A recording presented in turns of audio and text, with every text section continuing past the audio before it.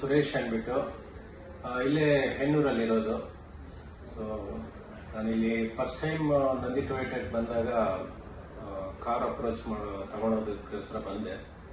ಅದಕ್ಕೆ ಮುಂಚೆ 2012 ನನ್ನ ಡ್ರೀಮ್ ವೆಹಿಕಲ್ಲು ಇನೋವಾ. ಆಗ ಕ್ರಿಸ್ಟಾ ಇರಲಿಲ್ಲ, ಬೇರೆ ಇನೋವಾ ಇತ್ತು. ಆವಾಗ ನಾನು ಪರ್ಚೇಸ್ ಮಾಡೋಕ್ಕೆ 50,000 ಬುಕ್ಕಿಂಗ್ ಮಾಡಿದ್ದೆ. ಆ ಸಂದರ್ಭದಲ್ಲಿ ಕಾರಣಾಂತರ ನಾನು ಅದು ರಿಟರ್ನ್ ಮಾಡಿಕೊಂಡು ಬೇರೆ ವೆಹಿಕಲ್ ಮೇಲೆ ಟ್ರಕ್ ತಗೊಂಡು ಇದು ಮಾಡಿದೆ. ಸೊ ಬಿಸ್ನೆಸ್ ಪರ್ಪಸ್ಗೆ ಮಾಡಿಕೊಂಡು ಇದ್ವಿ. ಸೊ ತದನಂತರ ಈಗ ಮತ್ತೆ ನನ್ನ ಅದು ಒಂದು ಅಚೀವ್ಮೆಂಟ್ ಇತ್ತು.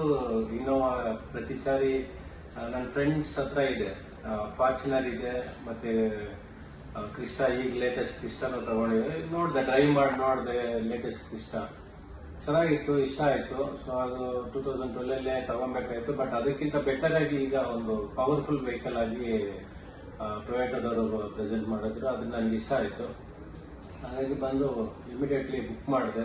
ಬುಕ್ ಮಾಡಿದ ನಂತರ ನನಗೆ ಟೆಸ್ಟ್ ಡ್ರೈವ್ ಎಲ್ಲ ಫ್ರೆಂಡಿಂದ ನೋಡಿದ್ದೆ. ಸೊ ಇಲ್ಲಿ ಟೆಸ್ಟ್ ಡ್ರೈವ್ ಕೇಳಿದ್ರೆ ನಾನು ಇಲ್ಲ, ಪರವಾಗಿಲ್ಲ, ನಾನು ರನ್ ಮಾಡಿದ್ದೀನಿ ಅಂತ.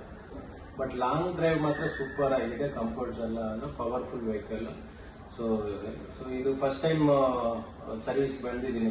ಫಸ್ಟ್ 1000ಗೆ ಬಂದಾಗ ಇಲ್ಲಿ ಅಡ್ವೈಸರ್ಸ್ ಎಲ್ಲ ತುಂಬ ಚೆನ್ನಾಗಿ ಇದು ಮಾಡಿದ್ರು. ಸೊ ಇತ್ತೀಚಿನ ಒಂದು ದಿನಗಳಲ್ಲಿ ತುಂಬ ಫಾಸ್ಟ್ ಮೂವಿಂಗ್ ಆಗಿದೆ ವೆಹಿಕಲ್.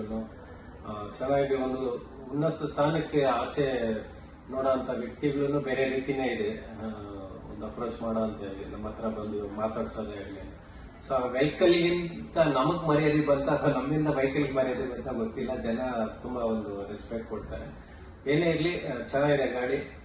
ತುಂಬಾ ಥ್ಯಾಂಕ್ಸ್ ಟೊಯೋಟಾ, ಯಾರೆಲ್ಲ ನನಗೆ ಅಪ್ರೋಚ್ ಮಾಡಿದ್ರು, ಮತ್ತೆ ನನ್ನ ಡ್ರೀಮ್ ವೆಹಿಕಲ್ನ ಪರ್ಚೇಸ್ ಮಾಡೋದಕ್ಕೆ ಯಾವ ರೀತಿ ಎಲ್ಲ ಬೂಸ್ಟ್ ಕೊಟ್ಟರು, ಅದೆಲ್ಲ ತುಂಬಾ ಚೆನ್ನಾಗಿದೆ.